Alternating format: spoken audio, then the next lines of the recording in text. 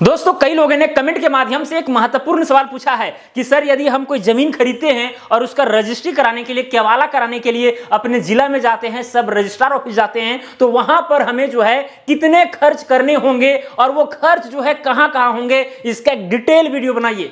तो फाइनल दोस्तों वो डिटेल वीडियो जो है लेकर के मैं आ गया हूं और आज की इस वीडियो में हम आपको बारीकी से बताएंगे कि केवाला या रजिस्ट्री या बैनामा में जो है कितना खर्च होता है और कहां कहां होता है, और आपको फील भी होगा, महसूस भी होगा। अगर महसूस नहीं हुआ तो भाई इस वीडियो को आप डिसलाइक कर दीजिएगा, मैं पहले ही कर दे रहा हूं, क्योंकि मुझे पता है कि भाई आपको 100% एकदम अच्छा ढंग से समझ में आने वाला है। तो चलिए दोस्तों बिना टाइम वेस्ट के इस वीडियो को शुरू करते हैं। दोस्तों यहां पर जो आप देख रहे हैं ना, ये है केवाला, रजिस्टर डीड, ओके। और ये पहले का केवाला है। आज के केवाला और पहले के केवाला में आपको अंतर भी देखने को मिलेंगे, ओके। हालांकि प्रक्रिया सेम है, वैल्यू सेम है, सब कुछ सेम है, लेकिन भाई जो फॉर्मेट है यहां पर देख सकते हैं भाई, हाथ से लिखा हुआ है लपेट लपेट करके, ठीक है। हिंदी और कैची लिपि का मिश्रण है इस तरह से, लेकिन आजकल जो है आपको टाइपिंग किया हुआ मिलेगा, एकदम फ्रेश पेज नंबर डाला हुआ मिलेगा, ओके। तो ये सारी चीजें हैं। और पहले देखिए स्टाम्प ड्यूटी किस तरह से जो है खरीदा जाता था, जैसे यहाँ 100 रुपया का है, ये 100 रुपया का है, ठीक है। फिर इस तरह से जो है यहाँ पर देखिए 50 रुपया का है, इस तरह से स्टाम्प ड्यूटी खरीद करके और जो है उसी में चीजें लिखी जाती थी और इसका जो है रजिस्टर किया जाता था। लेकिन आज क्या है कि भाई ऑनलाइन भी जो है स्टाम्प ड्यूटी पेड होता है और एक ही पेज में भाई किसके द्वारा किया जा रहा है, नहीं किया जा रहा है, सब कुछ डिटेल रहता है। बाकी बात पेज में जो है सारा टर्म्स कंडीशन लिखा जाता है। तो इस तरह से भी चीजें यहाँ पर होती है दोस्तों, ओके। तो अगर इसके ऊपर भी बारीकी से वीडियो चाहिए भाई, केवाला और रजिस्टर डीड में जो है क्या क्या चीजें लिखी हुई रहती है, कैसे हम उसको पढ़ेंगे, अगर इस पर चाहते हैं तो कमेंट कर दीजिएगा। हालांकि आज का वीडियो ये है कि भाई इसे बनाने में आप जमीन प्रॉपर्टी जो है खरीदे हैं तो भाई उसमें कितने खर्च आने वाले हैं, ओके। तो इसके ऊपर बात करेंगे। तो चलिए दोस्तों यहां पर इस चीज को समझाने के लिए हमें जो है नोट ओपन करना होगा। सबसे पहले दोस्तों यहां पर जो है ना बारीकी से अगर आपको समझना, थोड़ा सा समय देना होगा, ओके। देखिए मान के चलिए यह एक कोई मौजा है, ठीक है।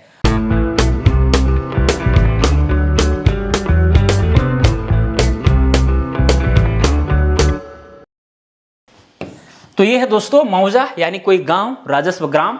इसमें दोस्तों बहुत सारे प्लॉट है, हजारों प्लॉट होते हैं। हालांकि यहाँ पर हजारों प्लॉट तो बना नहीं पाएंगे, लेकिन जितना भी बना हम यहाँ पर कुछ प्लॉट नंबर यहाँ डाल देते हैं। 1 2 3 4 5 6 7 8 9 10 11 12 13 14 15 16 17 18 19 20 21 22 23 24 25 26 27 28 29 30 31 32 33 34 35 36 37 38 39। तो दोस्तों यहाँ पर कुछ प्लॉट डाल दिए हैं, ठीक है। प्लॉट नंबर जो है इस तरह से फिल किया जाता है, उत्तर पश्चिम दिशा शुरू किया जाता है और इस दिशा में अंत किया जाता है। ऐसे ऐसे करके प्लॉट नंबर भरा जाता है नक्शा में, ओके। चलिए खैर दोस्तों यहीं पर जो है एक प्लॉट का जो है बिक्री होना है। सपोज करते हैं कि प्लॉट नंबर, ये जो आप देख रहे हैं ना, प्लॉट नंबर 3, इसका जो है बिक्री होना है। और ये जो प्लॉट है दोस्तों ये ए नाम के व्यक्ति का है, इसका है, ए नाम के व्यक्ति का है और इसे बेचना चाहता है। हो सकता है कि भाई इस प्लॉट का कुछ ही हिस्सा बेचना चाह रहा हो, या हो सकता है कि पूरे प्लॉट को ही बेचना चाह रहा हो, ओके। तो ये हो गया कुल मिलाकर के विक्रेता। अगर बेच रहा है तो स्वाभाविक सी बात है ये कहलाएगा विक्रेता यानी सेलर। अब दोस्तों ये मार्केट में आदमी को खोजेगा कि भाई कोई मेरा जमीन खरीद ले, जहां पर रेट अच्छा मिलेगा, जो आदमी अच्छा मिलेगा, ठीक है, वहां पर बेचा जाएगा, ओके। तो दोस्तों मान के चलिए ए ने जो है एक व्यक्ति बी को खोजा और ये है क्या चीज, क्रेता यानी खरीदने वाला, बायर, ओके। तो सबसे पहले क्या होगा, दोनों में दोस्तों सबसे पहले जो है रेट तय होगा, ओके। और साथ में जो है बी पूरा वेरीफाई करेगा इस जमीन को कि भाई ए के नाम से है कि नहीं है, ए मतलब इसके पहले और भी किसी तरह का खरीद बिक्री तो नहीं हुआ, बहुत सारी चीजें जो वेरीफाई करेगा वो अलग मैटर है, ठीक है। तो भाई ये दोनों में क्या होगा, रेट तय होगा। क्या होगा दोस्तों, रेट तय होगा। और ये देखिए रेट जो तय होगा ना दोस्तों मार्केट के आधार पर होगा, ध्यान दीजिएगा, मार्केट के आधार पर होगा। एक क्या है कि भाई जो आपका जमीन है, चाहे शहरी जमीन हो चाहे ग्रामीण जमीन हो, सरकार ने भी जो है पहले से तय कर रखा है कि भैया इस जमीन का इतना होना चाहिए हिसाब किताब, जिसको हम लोग बोलते हैं सर्किल रेट, ओके। तो यही जमीन का एक यहां पर सर्किल रेट भी होगा, इसको भी आपको ध्यान देना है, ठीक है। एक क्या होता है, circle rate. Circle rate market rate हो गया, जो भाई सप्लाई और डिमांड के आधार पर जो है चढ़ता बढ़ता है। जैसे अगर डिमांड ज्यादा है, जमीन वहां पर कम है, तो स्वाभाविक सी बात है कि भाई वैल्यू बढ़ेगा, ठीक है, उस जमीन का जो प्राइस है वो बढ़ेगा। अगर मान के चलिए सप्लाई करने वाला, बेचने वाला आदमी ज्यादा है, खरीदने वाला कम है, तो स्वाभाविक से घटेगा, तो ये चीज है। लेकिन दोस्तों होता है सर्किल रेट, ये जो है सरकारी रेट है कुल मिलाकर के।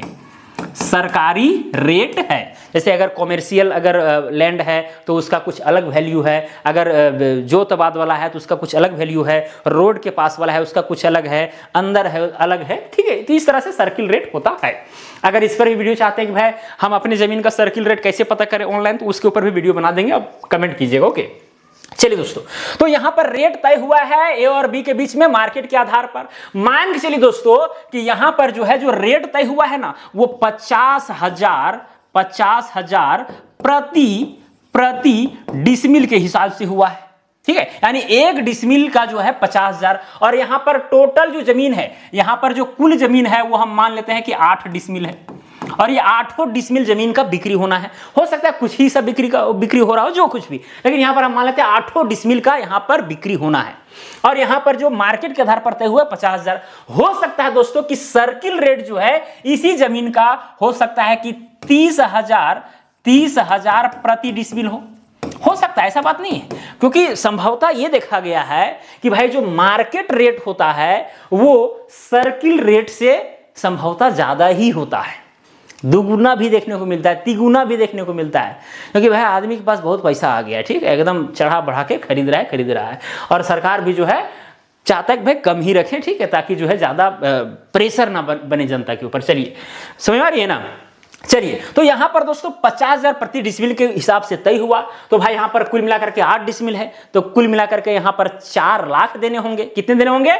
4 लाख। जब दोस्तों यहां पर रेट जब तय हो जाता है, 4 लाख देने हैं, सब कुछ यहां पर डिसाइड हो गया, पेपर वगैरह सब कुछ जांच हो गया, तो भाई एक एग्रीमेंट बनता है।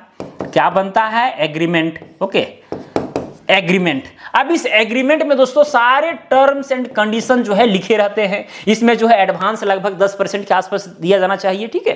तो वो सारी चीजें होती है, कब रजिस्ट्री कराया जाएगा नहीं कराया जाएगा ये सब भी बॉन्ड इसमें लिखा हुआ रहता है। ओके, जब दोस्तों एग्रीमेंट हो जाता है और उस बीच में जो है बी जो है क्रेता वो ए को पैसा देते रहेगा, जब फाइनल करेगा उसी दिन रजिस्ट्री भी होगा। जिस आधार पर जो है इन लोग अपने में मैनेज करते हैं उस आधार पर जो है अब एग्रीमेंट के बाद क्या होगा दोस्तों, इसके बाद होगा फाइनली रजिस्ट्री, ठीक है, जिसको हम लोग बोलते हैं केवाला या फिर बोलते हैं बैनामा। क्योंकि भाई एग्रीमेंट से ये जो बी है इस जमीन का मालिकाना हक प्राप्त नहीं कर सकता है, बस केवल जो ट्रांजैक्शन हो रहे हैं, जो फाइनेंशियल जो यहां पर जो स्थितियां उत्पन्न हो रही है उसको फॉरवर्ड करने के लिए जो है यहां पर केवल एग्रीमेंट किया गया है। बाकी बात मेन दस्तावेज तो ये है रजिस्ट्री और केवाला, और इसी को कराने के लिए भैया आपको अच्छे खासे पैसे लग जाते हैं। तो चलिए, अगर इस जमीन का रेट इतना है प्रति डिसमिल, ओके, 8 डिसमिल जमीन है, इसको कितना पैसा लगेगा एकदम रियल वाला निकालने का हम प्रयास करेंगे दोस्तों। ओके, चलिए, तो यहां पर क्या हुआ, सबसे पहले देखिए जो जमीन था मेरा यहां पर कुल मिलाकर के 4 लाख का हो रहा है। कितना का हो रहा है? 4 लाख का हो रहा है दोस्तों। इतना तो भाई जो बी को है वो ए को तो देना ही है, ये तो जमीन का प्राइस हो गया। अब जब वो रजिस्ट्री कराने के लिए सब रजिस्ट्रार ऑफिस जाएगा तो वहां पर और भी प्राइस देने होंगे। अब कौन कौन प्राइस देने होंगे यहां समझिएगा बारीकी से। सबसे पहला भाई जो स्टाम्प ड्यूटी होता है, ठीक है, वो देना होगा, और वो लगभग 4 से लेकर के 10% तक हो सकता है, 4 से लेकर के 10% तक, ठीक है। अरे भाई 110% लिखा गया, ठीक है। तो ये क्या है दोस्तों? स्टाम्प ड्यूटी है, स्टाम्प ड्यूटी। अभी जो आप नहीं देख रहे थे, ठीक है, जो अभी केवाला हम आपको दिखाएं, जो 100 रुपया का था, 50 रुपये का था, वही स्टाम्प ड्यूटी जो है 4 से 10%, यानी जो मार्केट का रेट है उसके आधार पर। कभी कभी ऐसा भी होता है कि भाई ये दोनों में आपस में कंप्रोमाइज कर लेते हैं, देखते हैं कि भाई इसका सर्किल रेट इस जमीन का 30,000 प्रति डिसमिल है, एक काम करो ना, इन लोग अपने में जो है गुड़ चूड़ कर लेता है, तो 8 या 24 यानी 2,40,000 में जो है वो पेपर में दिखा दिया। बाकी वह ट्रांजेक्शन ये दोनों में इतना हो गया है, कितना? 4 लाख, लेकिन 2,40,000 सर्किल रेट के आधार पर दिखा दिया, क्योंकि जो रजिस्ट्री है मिनिमम इतना में होगा। अब इसके आगे आप इससे ज्यादा अगर दाम बढ़ा के लेते हैं तो उतना तो भाई उसी में आपको स्टाम्प ड्यूटी देना होगा।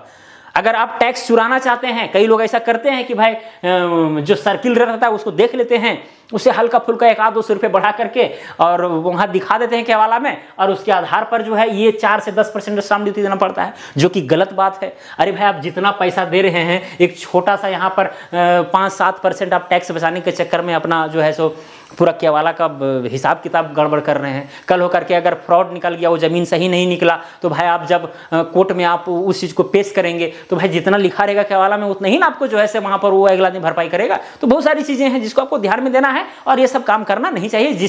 जितना दाम में लिए हैं उतना लिखा दीजिए, वो बेहतर है, ठीक है। चलिए खैर, तो दोस्तों 4 से 10% जो है स्टाम्प ड्यूटी लगेगा। अगर देखा जाए दोस्तों मोटा मोटी, अगर आप बिहार से हैं तो ऑलमोस्ट जो है 7% लगता है। कहीं कहीं पर जो है पुरुषों की अपेक्षा जो है महिलाओं का स्टाम्प ड्यूटी जो है कम लगता है।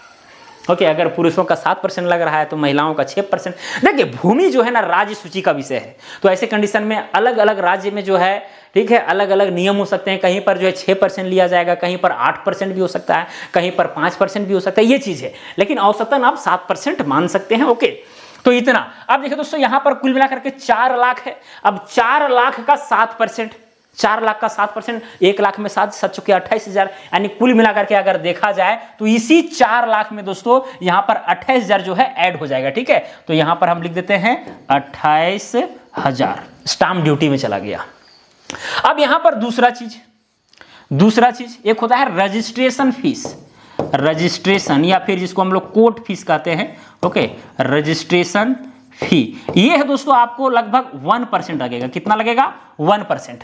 और अब 4 लाख का 1% निकालेंगे तो 4,000 आएगा। ओके, तो यहां पर ये 4,000 हो गया। क्या हो गया?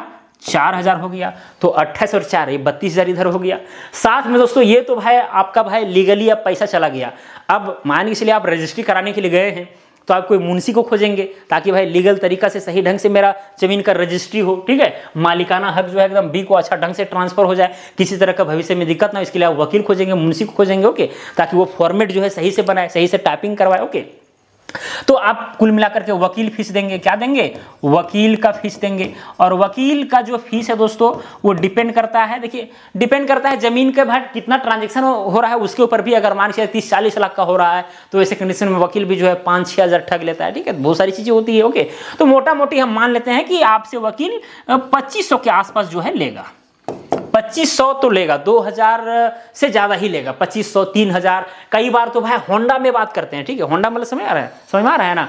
मतलब अगर आप वकील के पास जाएंगे, बोलेंगे कि हमको रजिस्ट्री कराना है, ठीक है, तो बोलेगा कि भाई कितना का जो है सो रजिस्ट्री में मतलब कितना खरीदा है जमीन, ठीक है, तो इतना खरीदे हैं, कितना उसमें कैसे डिसमिल है, कैसे कट्ठा खरीदे हो, तो बताइएगा। वो कैलकुलेशन करेगा कि 4 लाख रुपया हो रहा है क्योंकि 50,000 प्रति डिसमिल के आधार पर तय हुआ है।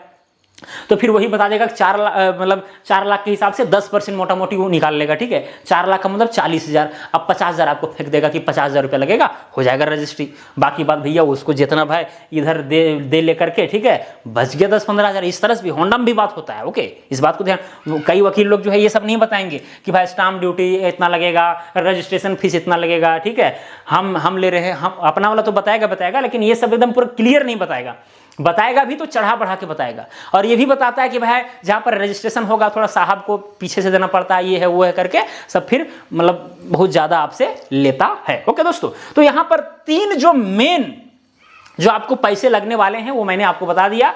अगर 7% लगेगा तो 7 चुके 28,000 हो गया, 4 लाख का। ओके, रजिस्ट्रेशन फीस जो है 1% है तो 4,000, तो 28,4 32 हो गया। वकील का फीस इधर हो गया, यानी 34,500 कुल मिलाकर के 34,500 रुपया। ओके, अब देखिए दोस्तों इस 34,500 के अलावा भी जो खर्चा जो वकील जो है ना मतलब रजिस्ट्री के समय है जो है मांगेगा कि अंदर में देना होगा, टेबल के नीचे वाला, ठीक है, तो ये सब भी जो है ठग ठिठेरा होते रहता है क्योंकि भाई जमीन लिया जा रहा है, ठीक है, खरीद बिक्री हो रहा है, तो भाई बहुत बड़ा काम हो रहा है। जैसे कि भाई एक घर में बच्चा पैदा होता है उस टाइप से हिसाब किताब यहाँ पर जमीन वाला में भी हो जाता है। ओके, तो ये चीज़ दोस्तों, तो इस तरह से जो है कुल मिलाकर के एक्स्ट्रा भी खर्च जो है 1-2 हज़ार हो जाते हैं। अब जो भाई आप विक्रेता को लाए हैं, कई बार भाई उसको भी खिलाना पिलाना पड़ता है, तो बहुत सारी चीज़ें होती है, ठीक है, तो वो खैर अलग है। लेकिन मेन चीज़ मैंने आपको यहाँ पर एकदम स्पष्टता के साथ बता दिया। ओके, और ये चीज आपको समझना जरूरी है दोस्तों, सर्किल रेट वाला हिसाब किताब, ठीक है। अगर मान के चलिए अब ये जमीन हम यहाँ नहीं बताएं कि भाई ये रोड के किनारे था कि खेत था कि क्या था, बस हम बता दिए कि इतना में तय हुआ